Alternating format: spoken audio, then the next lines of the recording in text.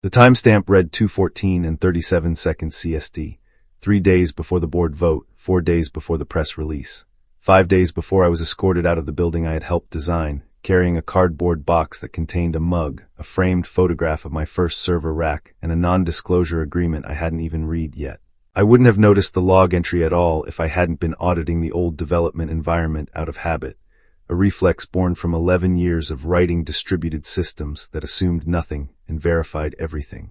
I was sitting at my kitchen counter in an apartment I had rented under a different name, drinking black coffee from a paper cup, scrolling through a mirror of the NexusCore repository I had quietly cloned before they revoked my access.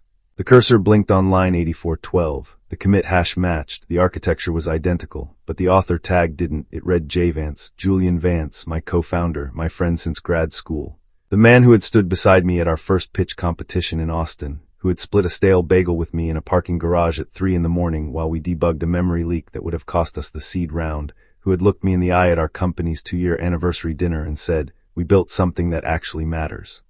I stared at the screen until the coffee went cold. The timestamp proved it, the core consensus algorithm, the proprietary routing layer, the mathematical backbone that made our supply chain transparency protocol faster and more secure than anything on the market, had been extracted from the shared development environment at 2:14 and 37 seconds CST on a Thursday night. I had been asleep. I was still sleeping when Julian ran the script. I was still sleeping when he copied 11,000 lines of optimized C++ and Python, packaged it into a private archive, and pushed it to a shadow repository registered under a shell company in Delaware. I was still sleeping when he began the paperwork to strip my name from the patent filings, alter the cap table, and position me as the volatile visionary who needed to step away before the Series C closed. That was the part that still gets me, not the theft, the timing. He didn't wait until I was gone. He didn't wait until the lawyers were in the room. He did it while I was still breathing the same air in the same building, still reviewing his code in the morning, still nodding at his suggestions during architecture meetings, still believing that the man sitting across from me at the whiteboard was the same man who had once stayed up for 36 hours straight to fix a race condition that would have corrupted our first enterprise client's data. I closed the laptop, I stood up, I walked to the sink, turned on the cold water and put both hands under it until the numbness faded into a sharp, clean clarity. Most men, when they realize they've been erased by someone they trusted, reach for a phone, they call a lawyer, they call the press. They send an angry email, they threaten, they beg, they make noise. I reached for a legal pad and a black pen. I wrote his name at the top of the page, Julian Vance.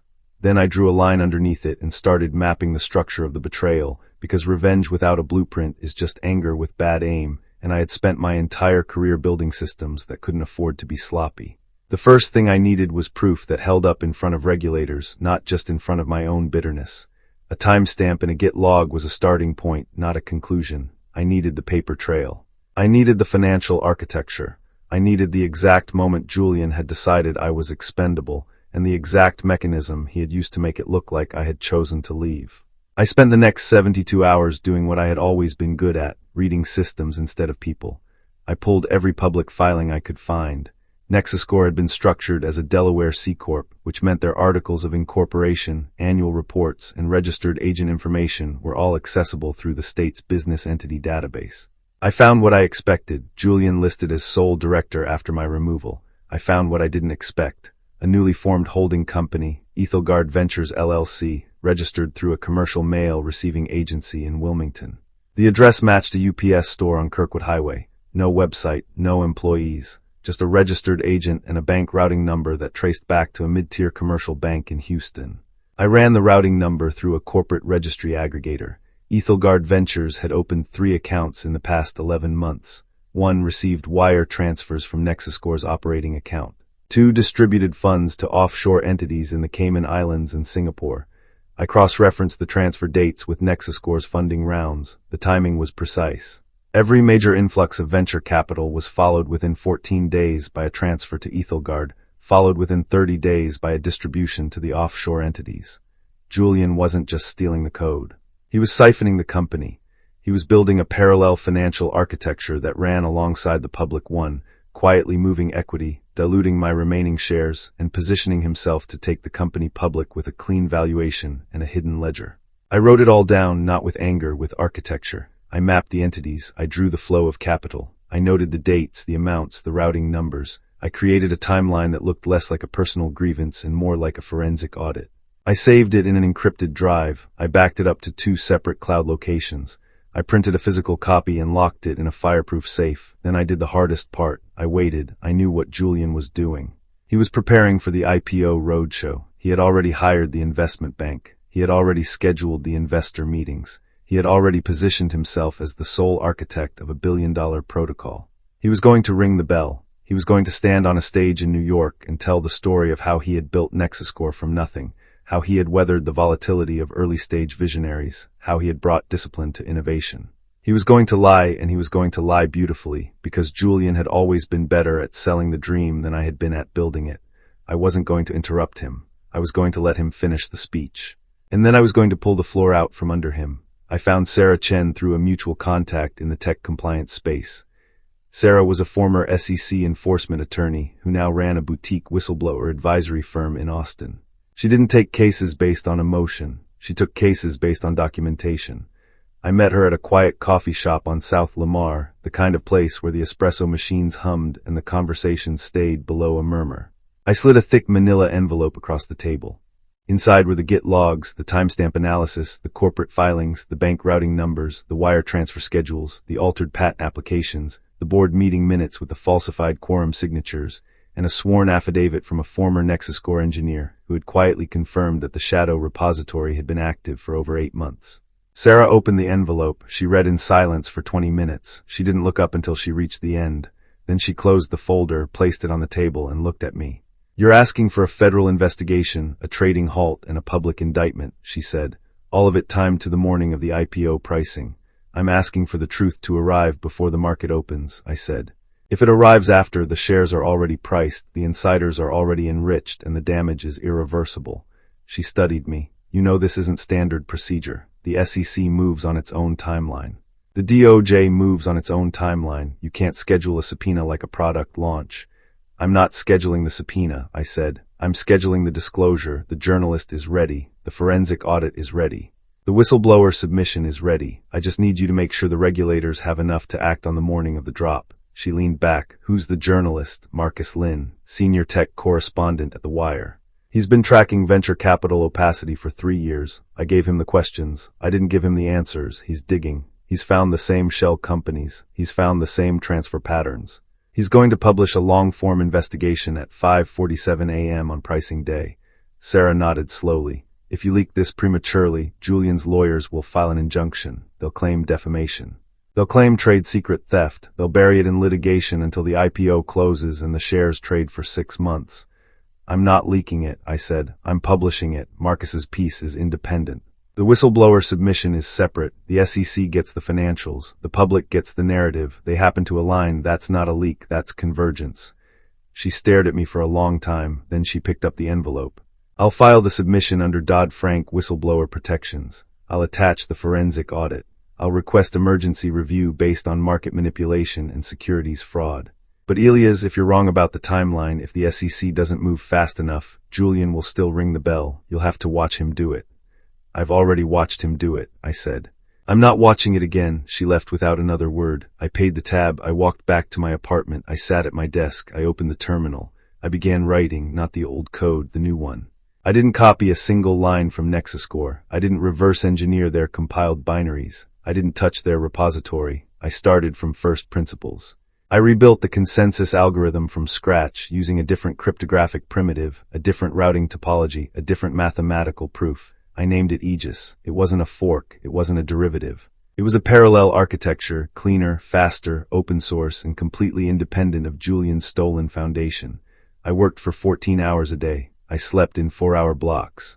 I ate when my hands stopped shaking long enough to hold a fork. I didn't tell anyone what I was doing. I didn't post on social media. I didn't attend industry meetups. I existed in the quiet space between the betrayal and the reckoning, and I treated that space like a clean room, sterile, controlled, purposeful. I knew Julian was watching for me. He had to be.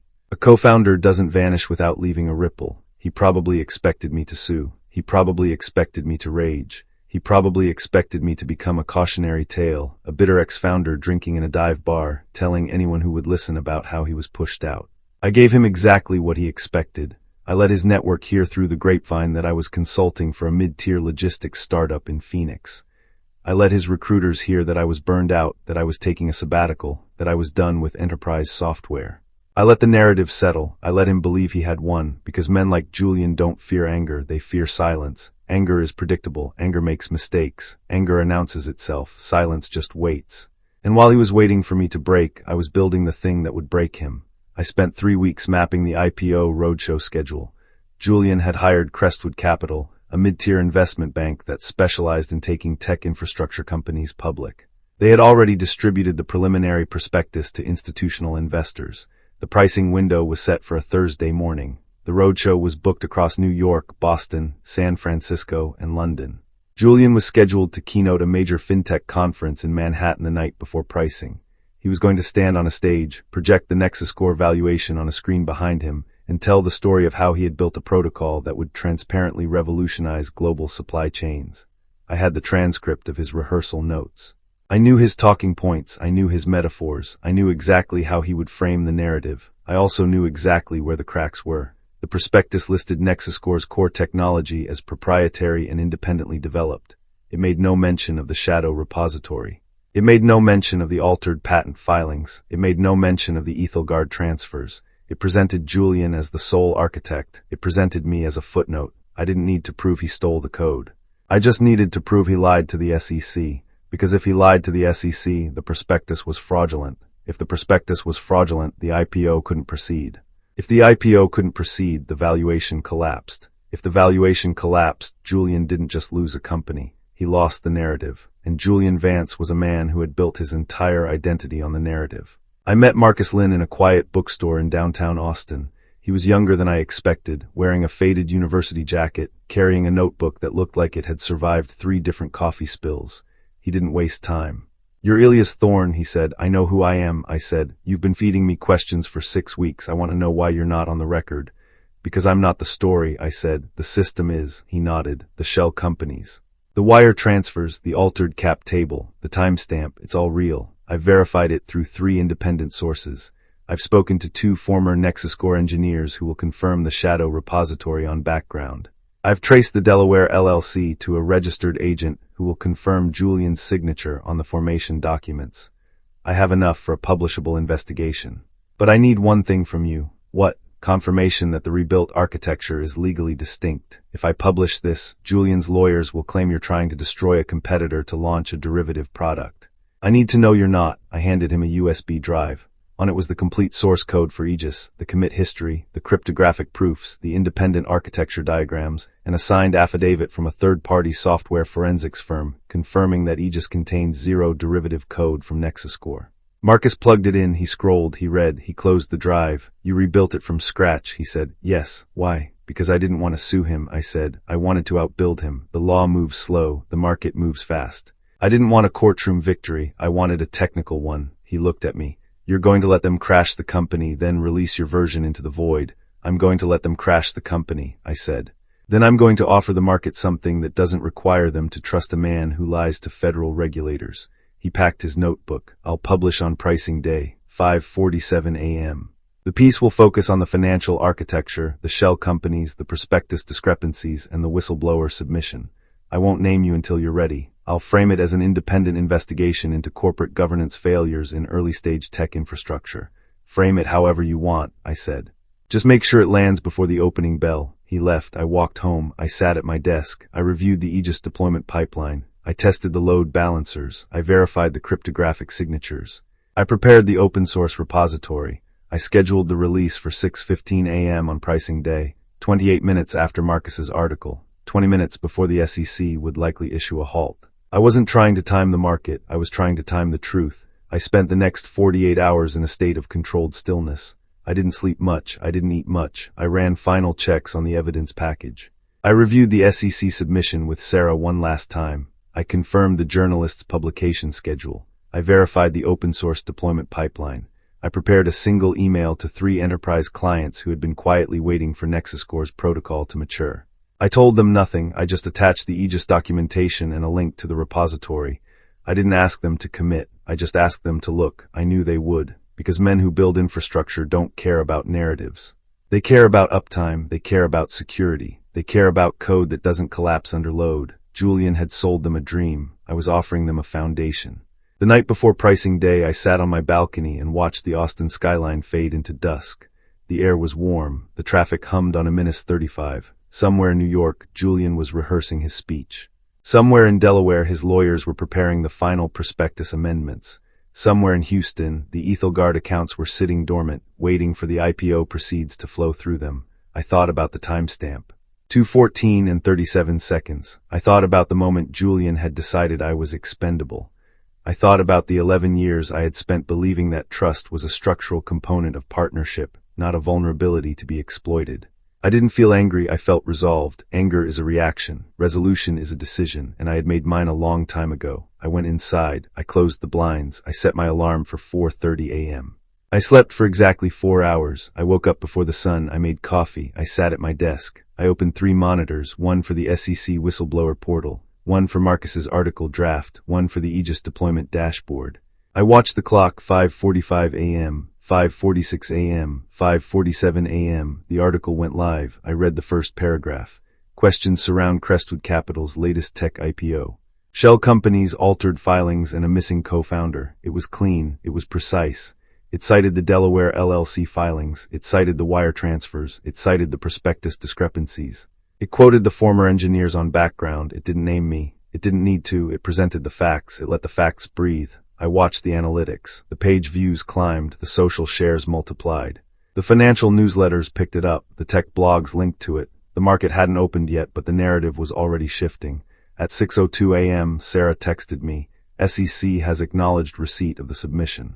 Emergency review initiated, awaiting trading halt authorization. I didn't reply. I watched the clock. 6:10 a.m., 6:11 a.m., 6:12 a.m. I opened the terminal. I initiated the Aegis deployment pipeline. The repository went public, the documentation loaded, the cryptographic proofs verified, the load tests passed. I sent the email to the 3 enterprise clients. I didn't say anything, I just attached the link. At 6:14 a.m. the SEC issued the halt. Trading was suspended pending review of material discrepancies in the preliminary prospectus. The news hit the financial wires, Bloomberg, Reuters, CNBC. The headlines were identical. SEC halts Nexuscore IPO ahead of pricing. The stock didn't open, it never would. At 6:18 a.m. my phone rang. Julian, I let it ring. It rang again, I let it ring. It rang a third time. I answered Elias. His voice was tight, compressed, the voice of a man who had just watched a stage collapse beneath him. Julian, what did you do? I told the truth, I said. You stole my code. I rebuilt it, I said. You filed fraudulent prospectus documents. I submitted a whistleblower package. You ruined everything. I corrected the record. Silence. I could hear him breathing. I could hear the panic underneath it. The kind of panic that doesn't come from losing money, it comes from losing control. Do you have any idea what you've done? He said. I know exactly what I've done, I said. I built a system that doesn't lie. He laughed. It was a sharp, broken sound. You think this is over. You think the market cares about a timestamp. You think investors will walk away because of a journalist's article. They'll wait, they'll review, they'll negotiate, they'll come back. And when they do, I'll still be the founder, I'll still be the CEO, and you'll still be the footnote. No, I said, you'll be the defendant. He didn't speak. I hung up. I closed the monitor. I walked to the kitchen. I made a second cup of coffee. I sat at the counter. I watched the news cycle unfold. The article was picked up by every major financial outlet. The SEC statement was quoted verbatim. The trading halt was confirmed. The investor roadshow was canceled. The fintech conference removed Julian from the keynote lineup. The venture capital firms that had backed Nexuscore issued quiet statements about ongoing reviews. The narrative was shifting. Not because I had demanded it, because it was true.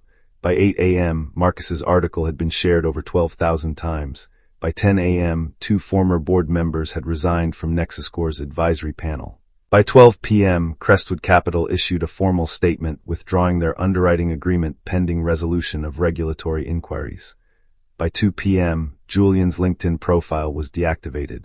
By 4 p.m., the Aegis repository had been forked over 400 times. The 3 enterprise clients had replied. 2 were scheduling technical evaluations. 1 had already deployed a test environment. I didn't celebrate. I didn't gloat, I just watched the system correct itself, because that's what good architecture does. It doesn't break, it adapts, it doesn't lie, it verifies. And when the truth is finally allowed to run, it doesn't need to shout. It just needs to execute. The legal proceedings began 30 days later. The SEC filed a formal complaint against Julian and Nexuscore's executive team, alleging securities fraud, misrepresentation of material facts, and market manipulation. The DOJ opened a parallel investigation into the wire transfers, the shell companies, and the altered cap table. Julian's lawyers filed motions to dismiss. They claimed the article was defamatory. They claimed the whistleblower submission was based on proprietary information. They claimed the timestamp was fabricated. The SEC didn't care about the claims. They cared about the documents. They subpoenaed the Delaware LLC formation records. They subpoenaed the bank transfer logs. They subpoenaed the Git repository metadata. They subpoenaed the patent filing drafts. They subpoenaed the board meeting minutes. They subpoenaed everything. Julian's defense collapsed under the weight of his own paperwork, because men who build their empires on lies don't realize that lies leave fingerprints. And when the regulators finally start looking, they don't look at the narrative, they look at the ledger. I testified via deposition 6 weeks later. I didn't wear a suit. I wore a dark sweater and a quiet expression. I answered every question. I didn't embellish. I didn't speculate. I presented the facts. I showed the timestamp. I showed the commit hash. I showed the wire transfer schedules. I showed the altered patent filings. I showed the Aegis architecture. I showed the open source repository. I showed the enterprise client evaluations. I showed everything. The SEC examiner asked me why I hadn't come forward immediately. I said because immediate action would have triggered a defensive response. He would have scattered the assets. He would have buried the files. He would have hired crisis PR. He would have controlled the narrative. I didn't want to fight him in the court of public opinion. I wanted to let the regulators fight him in the court of law, so I waited, I documented, I rebuilt. I timed it to the moment when the truth would do the most damage. The examiner didn't respond. He just nodded. He closed his notebook. He ended the deposition. I walked out into the Austin heat. I didn't look back. The indictment came down 3 months later. Julian was charged with 12 counts of securities fraud, 4 counts of wire fraud, and 2 counts of market manipulation. The DOJ froze the Ethelgard accounts. The SEC placed a temporary injunction on Nexuscore's operations. The venture capital firms filed civil suits. The board dissolved. The company was placed into receivership. Julian didn't go to jail immediately. He posted bail. He hired a high-profile defense attorney. He gave a single interview to a business podcast where he claimed he had been the victim of a coordinated smear campaign by a disgruntled former partner who had failed to adapt to the demands of enterprise scaling. He sounded calm. He sounded precise. He sounded like a man who still believed the narrative would save him. I didn't listen to the interview. I was too busy deploying Aegis Vone into production. The open source release wasn't a product, it was a protocol. It didn't require licensing fees. It didn't require enterprise contracts. It didn't require trust in a single founder. It required verification. It required transparency. It required code that could be audited, tested, and improved by anyone who understood how distributed systems actually worked. The first enterprise client deployed it within 2 weeks. The second followed within a month. The third integrated it into their legacy infrastructure and reported a 40% reduction in latency and a 60% reduction in consensus failures. The tech press noticed. The financial press noticed. The academic press noticed. The narrative shifted again, not because I demanded it, because the system worked. I didn't build a company. I built a standard. I didn't seek valuation. I sought adoption. I didn't want to ring a bell. I wanted to lay a foundation. And while Julian was sitting in a deposition room explaining to a federal prosecutor why his signature appeared on documents he claimed he hadn't read, Aegis was running silently in the background of 3 global supply chains, processing millions of transactions, verifying every single one, leaving no room for fiction. I visited him once 6 months after the indictment. He was sitting in a quiet conference room at a federal courthouse in Austin, wearing a suit that cost more than my first car, looking thinner, looking smaller, looking like a man who had finally realized that control is an illusion built on compliance, and compliance only lasts as long as the truth stays quiet. He looked at me through the glass. "You planned it," he said, not a question, a statement, every step. "Yes, how long, since the timestamp?" He nodded slowly. "You could have just sued me. You could have taken a settlement. You could have walked away. Instead, you burned the company to the ground." "I didn't burn it," I said. "I let it collapse under its own weight. You built it on stolen code, hidden transfers, and falsified filings. I just removed the floor. The rest was gravity." He leaned forward. "You think you won. You think the market cares about a protocol. You think they'll forget that I built the vision, that I took it public, that I made it matter." "You didn't make it matter," I said. "You made it loud. There's a difference." He smiled. It was a thin, cold thing. "You'll never get it back, Ilias, the name, the reputation, the narrative. You'll always be the guy who got pushed out, the guy who waited. The guy who watched someone else take the credit." I reached into my jacket pocket. I placed a single sheet of paper against the glass. It was a printout of the SEC suspension notice. Beneath it was a printout of the original Git commit history. The timestamp was highlighted, the author tag was circled, the hash was verified. I set it down.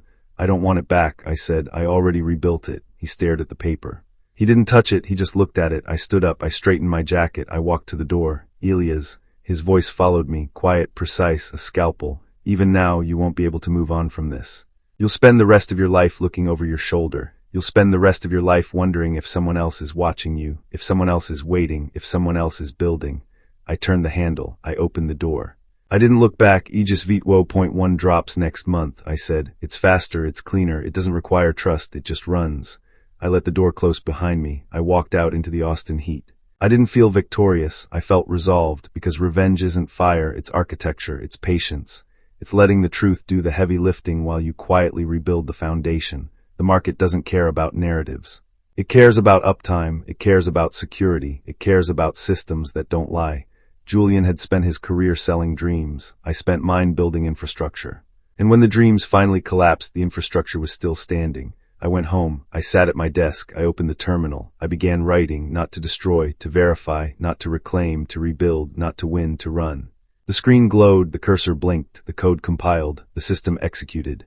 And somewhere in the background, without fanfare, without narrative, without a single person claiming credit for it, the truth finally ran exactly as it was designed to. If you liked this story, join our community by hitting that like button and subscribing for more family-centered stories.